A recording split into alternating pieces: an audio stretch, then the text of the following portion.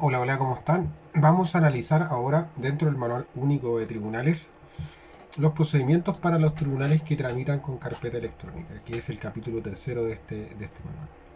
Para la tramitación de las causas se utiliza en forma exclusiva el sistema informático, prohibiéndose en consecuencia la existencia de registros paralelos, ni se formarán ni se formará carpetas o expedientes físicos para tal efecto. Este sistema de tramitación creado por la Ley 20.886 se aplica a todos los tribunales del Poder Judicial, la Corte Suprema, las Cortes de Apelaciones y a todos los tipos de causas que ven los tribunales de primera instancia, civiles, penales, familia, laboral, cobranza laboral y previsional. En virtud de lo anterior, los jueces y funcionarios están obligados al uso de los dispositivos técnicos en el sistema informático para la correcta individualización y suscripción de documentos asignados para su desempeño. Para las comunicaciones se utilizan medios electrónicos, sea correo electrónico, vía sistema informático, aplicable para comunicaciones entre tribunales, interconexión respecto de aquellas instituciones con las cuales se cuente con este mecanismo o cualquier otro medio electrónico idóneo. Es fundamental promover que todo litigante, desde su primera solicitud o comparecencia ante el tribunal, individualice un medio electrónico único de notificación con el fin de facilitar la comunicación expedita de la información de que se trate. Los registros administrativos deben efectuarse y almacenarse por medios electrónicos, quedando reservado para casos muy excepcionales el uso de libros o archivadores en formato análogo de papel. En el caso de las sentencias se debe llevar un registro en soporte escrito de papel, firmado y autorizado. Cabe hacer expresa mención que, en medida que todos los funcionarios utilicen en forma adecuada el sistema informático, registrando toda la información relativa a la tramitación de cada causa, se podrá contar con información en mayor cantidad y calidad, lo cual se traducirá en mecanismos y antecedentes de seguimiento y evaluación más certeros y pertinentes. En cuanto a la tramitación, tenemos el primer paso, que es el ingreso de causas. Las presentaciones deben ser ingresadas directamente al sistema informático. Por otra parte, el patrocinio para un abogado puede ser constituido de dos formas: la primera ante el ministro de fe del tribunal y la segunda en audiencia ante el juez que la dirige. Conforme al acta 37-2016, en caso que la parte interviniente no suscriba la primera presentación al tribunal con firma electrónica simple o avanzada, bastará la firma electrónica del abogado patrocinante para ser incorporada en la oficina judicial virtual, debiendo regularizarse la situación en los plazos establecidos por la ley o en la primera audiencia fijada por el tribunal. Tratándose de la demanda, el no cumplimiento de lo anterior facultará al tribunal para proceder a su archivo. Cuanto a la distribución de causas, una vez ingresada la causa al sistema informático, se le asigna en forma automática un RIT, que es el rol de ingreso al tribunal. La distribución de causas entre los jueces que integren el tribunal se regirá conforme al procedimiento objetivo y general propuesto por el administrador y juez presidente y aprobado por el comité de jueces. En cuanto a las solicitudes y presentaciones, las solicitudes y presentaciones pueden ser realizadas bajo tres modalidades. Letra A: aquellas recibidas por medios electrónicos se deben tramitar directamente en el sistema informático. Para facilitar la utilización de este medio, se deberá mantener publicado en la página web el correo electrónico actualizado del tribunal. Letra B: aquellas recibidas por medios físicos, antes de ser ingresadas al sistema informático, debe verificarse que contengan la información básica requerida para poder ser incorporadas a la causa. A continuación, serán digitalizadas e ingresadas al sistema informático. C: aquellas realizadas en forma previa, mismo día, a una audiencia fijada, deben ser resueltas e ingresadas en la audiencia. En cuanto al cumplimiento de sentencias, ejecutoriada una resolución que pone término definitivo al proceso, se deberá llevar a cabo el procedimiento establecido en la ley. En caso de que se impongan multas, el administrador deberá disponer de un procedimiento a fin de garantizar el oportuno cobro y pago de las multas que se dispongan por resolución ejecutoriada, empleando para tal fin el módulo computacional disponible para ello. En cuanto a las audiencias en los juzgados de primera instancia, prima la oralidad e inmediación, salvo en el de jurisdicción civil, que es la única que no ha sido reformada y que rige el principio de escrituración. En cuanto a las notificaciones, son aquellas actuaciones que tienen por objeto poner en conocimiento a las partes o de terceros una resolución judicial. De acuerdo a lo dispuesto en el artículo 68 del Acta 71-2016, todo litigante será llamado desde su primera solicitud o comparecencia ante el tribunal a individualizar un medio electrónico único de notificación con el fin de facilitar la comunicación expedita de la información de que se trate, el que será registrado en el sistema informático. Luego de esto, se agregan al estudio las normas comunes a todo procedimiento. Eh, En este sentido, dichas normas comunes a todo procedimiento están dentro del Código de Procedimiento Civil. Vamos a revisarlas de manera sucinta, lo que señala el Manual Único de Tribunales. Lo primero tenemos que el proceso. El proceso es la secuencia o serie de actos que se desenvuelven progresivamente con el objeto de resolver mediante un juicio de autoridad el conflicto sometido a la decisión. En cuanto a los elementos del proceso, están los elementos subjetivos, las partes, el juez, sin perjuicio de existir otros intervinientes que puedan participar en él. El elemento objetivo, que es básicamente el conflicto sometido a la decisión del tribunal, se integra por dos instituciones procesales trascendentes, la pretensión del demandante y las excepciones que haga valer el demandado. En cuanto a la capacidad procesal, es la facultad para comparecer en juicio, para realizar actos procesales con efectos jurídicos en nombre propio o por cuenta de otros. Y en los elementos de esta capacidad tenemos para ser parte, la capacidad de goce, se refiere a la capacidad para ser sujeto en el proceso y es inherente a toda persona, basta ser sujeto físico vivo o una sucesión incluyéndose las personas jurídicas. En cuanto a la capacidad procesal o de ejercicio, es la facultad para comparecer en juicio, para realizar actos procesales con efectos jurídicos en nombre propio o ajeno. Los incapaces intervienen a través de sus representantes legales, cumpliéndose los requisitos legales. Y finalmente tenemos la capacidad procesal o el ius postulandi, que es la capacidad o el conjunto de requisitos que permiten a una persona poder formular peticiones frente al tribunal. Cuanto a la comparecencia en juicio, en este aspecto se debe distinguir el patrocinio, que es en un sentido general, y el mandato de representación judicial propiamente tal. El patrocinio es un contrato por el cual las partes o interesadas en un asunto judicial encomiendan a un abogado la defensa de sus pretensiones ante los tribunales de justicia. Para ser abogado patrocinante se requiere ser abogado habilitado para el ejercicio de la profesión, que se acredita por cualquier medio idóneo. Uno de ellos es a través del certificado de título que emite la excelentísima Corte Suprema. El mandato judicial es un contrato por su parte por el cual una persona otorga a otras facultades suficientes para que la represente ante los tribunales de justicia. Pueden ser mandatarios judiciales las siguientes personas: el abogado habilitado para el ejercicio de la profesión, el procurador del número, los egresados de la carrera de Derecho que se encuentran realizando su práctica profesional, los estudiantes actualmente inscritos, tercero, cuarto y quinto año de la Escuela de Derecho, y los egresados de la carrera de Derecho que hubieran cursado quinto año y hasta 3 años después de haber rendido los exámenes correspondientes. Las formas de constituir el mandato judicial son por escritura pública, por un acta extendida ante el juez de letras o árbitro suscrita por todos los otorgantes, por una declaración escrita del mandante autorizada por el secretario, por endoso en comisión cobranza de una letra de cambio, pagaré y cheque. El término del mandato se produce por las siguientes causales: letra A por cumplimiento del encargo, letra B por revocación, letra C por renuncia del mandatario. Para que opere debe ponerse en conocimiento del mandante, así como el estado del juicio, debe transcurrir el término de emplazamiento a contar de la renuncia. Y letra D por muerte del mandatario. En cuanto al emplazamiento, es la notificación que se le hace a la parte para que dentro de un determinado plazo haga valer sus derechos. Se encuentra compuesto de dos elementos: la notificación y el transcurso del plazo para hacer valer los derechos. La notificación válida de la demanda, de la resolución que recaiga en ella, y el transcurso del plazo que la ley otorga al demandado para hacer valer sus derechos frente a la demanda aducida en su contra. En cuanto a la tramitación digital de procedimientos judiciales, dijimos que en relación a esto, los procedimientos judiciales hay que tener presente lo dispuesto en la ley 20.886, publicada el 18 de noviembre del 2015, que modifica el Código de Procedimiento Civil para establecer la tramitación digital de los procedimientos judiciales, actualmente vigente para todas las causas que se tramiten ante los tribunales que ejerzan jurisdicción en los territorios jurisdiccionales de las Cortes de Apelaciones de Arica, Iquique, Antofagasta, Copiapó, La Serena, Rancagua, Talca, Chillán, Temuco, Valdivia, Puerto Montt, Coyhaique, Punta Arenas, y a contar del 18 de diciembre del 2016 para las causas que se tramiten ante los tribunales que ejerzan jurisdicción en las Cortes de Apelaciones de Santiago, San Miguel, Valparaíso y Concepción. Los principales contenidos de la mencionada ley se refieren a los siguientes aspectos: el ámbito de aplicación, el artículo número 1. La ley se aplicará a todas las causas que conozca la Corte Suprema, las Cortes de Apelaciones, los presidentes y ministros de Corte, los tribunales de juicio oral y lo penal, los juzgados de letras, los juzgados de garantía, los juzgados de familia, los juzgados de letras del trabajo, los juzgados de cobranza laboral y previsional. En cuanto a los principios generales, el artículo 2 señala el principio de equivalencia funcional del soporte electrónico.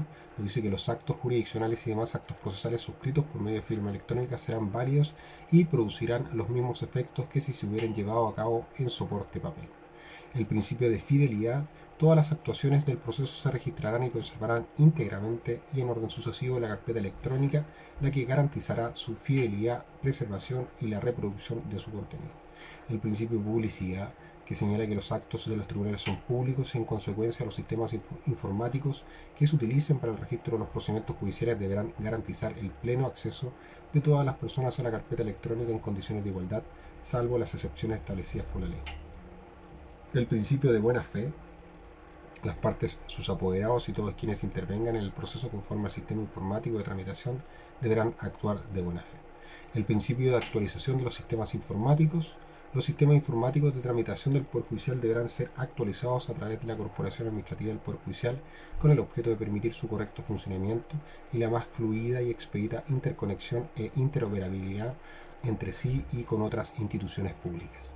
El principio de cooperación señala que los auxiliares de la Administración de Justicia, las instituciones públicas y el Poder Judicial deberán cooperar entre sí en la utilización de medios electrónicos con el objeto de garantizar la interconexión e interoperabilidad de los sistemas informáticos y, en particular, el reconocimiento mutuo de los documentos electrónicos y de los medios de identificación y autentificación respectivos.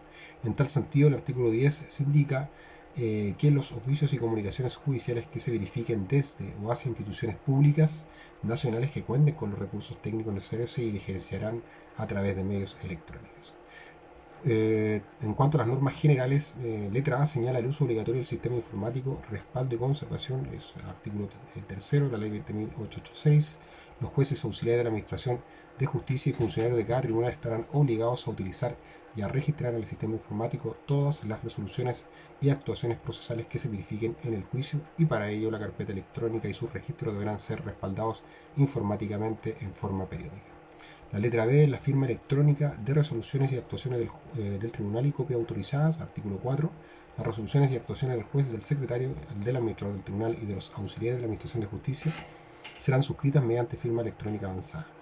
De la misma forma, las copias autorizadas de las resoluciones y actuaciones deberán ser obtenidas directamente del sistema informático con la firma electrónica. En cuanto a la presentación de demandas, de escritos y documentos, el artículo 5 y 6, el ingreso de las demandas y de todos los escritos se hará por vía electrónica a través del sistema de tramitación electrónica del Poder Judicial, para cuyos efectos los abogados o habilitados en derecho se registrarán en los términos que se regule en el auto acordado que la Corte Suprema dictará al efecto. En el caso de los documentos, en caso de requerirlo, así las circunstancias, se acompañarán en el tribunal a través de la entrega en algún dispositivo de almacenamiento de datos. En cuanto a los exhortos que se dirigen ante tribunales nacionales, deberán ser remitidos, diligenciados y devueltos mediante la utilización del sistema de tramitación electrónica del Poder Judicial. Solo aquellos documentos cuyo formato original no sea electrónico podrán presentarse materialmente en el tribunal y quedarán bajo custodia del funcionario o ministro de fe correspondiente.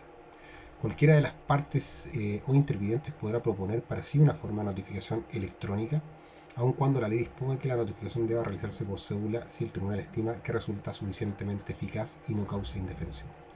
En cuanto al patrocinio y poder electrónico, artículo 7, el patrocinio por abogado habilitado para el ejercicio de la profesión podrá constituirse mediante firma electrónica avanzada, de igual forma respecto del mandato judicial.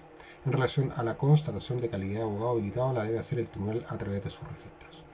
En cuanto a los registros de las actuaciones de receptores, el artículo 9, la ley establece obligaciones para los receptores judiciales en relación a su registro en el sistema de tramitación electrónica del Poder Judicial y registros georreferenciados, lugar, fecha y horario, en caso de las notificaciones, requerimientos o embargos. Asimismo, establece sanciones en caso de incumplimiento culpable o doloso, las que constituirán una falta grave a las funciones y será sancionado por el tribunal previa audiencia del afectado.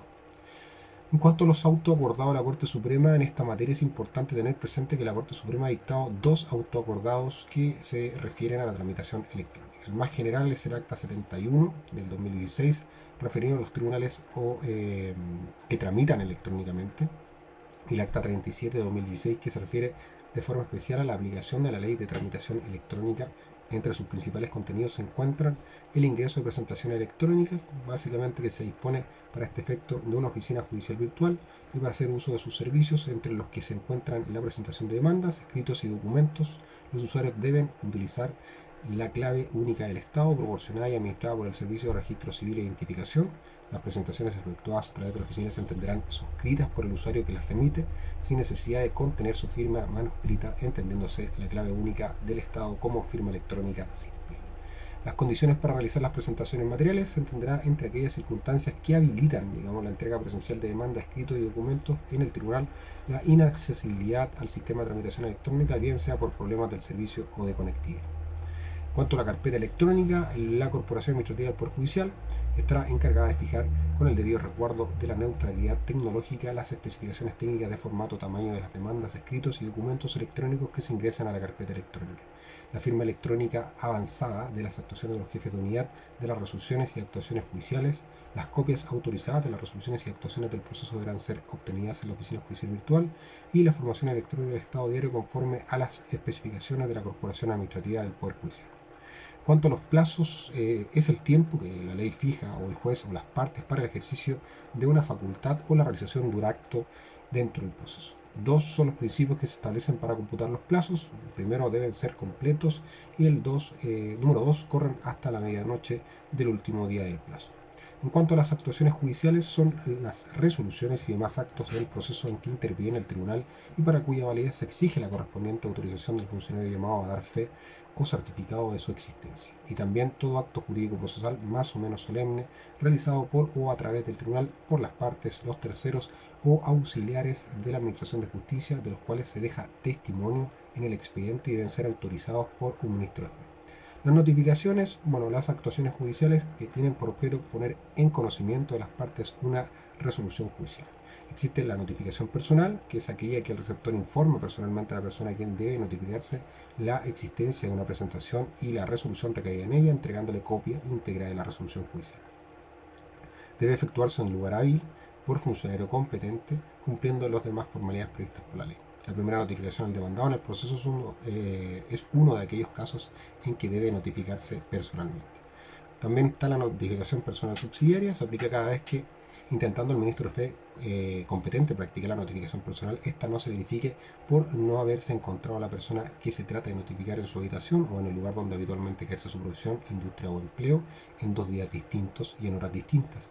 El receptor certificará que ese es el domicilio de la persona y que se encuentra en el lugar de juicio, y previa solicitud de parte concedida por el tribunal se entenderá notificada a la persona por el hecho de dejar al receptor las copias íntegras de la actuación en el domicilio de la persona. En este caso, aquí hay una modificación porque no hay necesidad de solicitud de parte. Cuanto a la notificación por cédula, tenemos que consiste en la entrega que hace el ministro de fe en el domicilio del notificado de copia íntegra de la resolución y de los datos necesarios para su acertada inteligencia. Se aplica, por ejemplo, cuando se debe notificar las resoluciones que recibe la causa de prueba en el proceso civil, las que llamen a comparecencia personal de las partes también, y la conciliación. Las sentencias definitivas también. Notificación por el Estado diario es aquella que consiste en la inclusión de la noticia de haberse dictado una resolución en un determinado proceso dentro de un Estado, que debe contener las menciones que establece la ley, el que debe formarse y fijarse diariamente la Secretaría del Tribunal, y en la práctica en un hall del tribunal constituye la regla general, salvo aquellos casos o procesos en los que las partes podrán fijar otra forma de notificación como correo electrónico. Tenemos la notificación por avisos también, que es aquella notificación sustitutiva de la personal o de la notificación por cédula, que se utiliza cuando se trata de notificar a personas cuya individualidad o residencia sea difícil de determinar o por su número dificulten considerablemente la práctica de la diligencia. También la notificación tácita o presunta, que aquella que suple u opera en el caso de existir notificaciones defectuosas o inclusive en caso de no existir ninguna notificación respecto a una determinada resolución judicial, cuando la persona a quien debería haberse notificado efectúa en el proceso cualquier gestión distinta a alegar la falta o la nulidad de la notificación que supone que ha tomado conocimiento de ella. También tenemos la notificación ficta o presunta legal, que es cuando se efectuó precisamente una notificación nula y el afectado comparece al procedimiento a alegar tal nulidad. La ley establece que una vez fallado el incidente y declarada la nulidad, la resolución judicial se entenderá notificada desde que se notifique válidamente la resolución que declara la nulidad de la notificación. En cuanto a las resoluciones judiciales, tenemos que es el acto jurídico procesal que emana de los agentes de la jurisdicción, mediante el cual dan curso al procedimiento, resuelven incidentes que se promueven durante el curso de él o deciden la causa o asunto sometido a su conocimiento. Requisitos comunes de estas resoluciones: expresiones, letras y números de la fecha en que se expide, llevar al pie de firma jueces que la dictaron o intervinieron en el acuerdo, llevar al pie de firma al secretario autorizándolas conforme a la ley de tramitación electrónica. Este requisito se cumple mediante la firma electrónica avanzada. Cuanto a los requisitos de la primera resolución judicial, bueno, tenemos que la primera debe designar, ¿no es cierto?, asignar un número de rol, el que se figurará en el rol interno hasta su terminación. Requisitos de las sentencias definitivas tienen tres partes: expositiva, considerativa, resolutiva.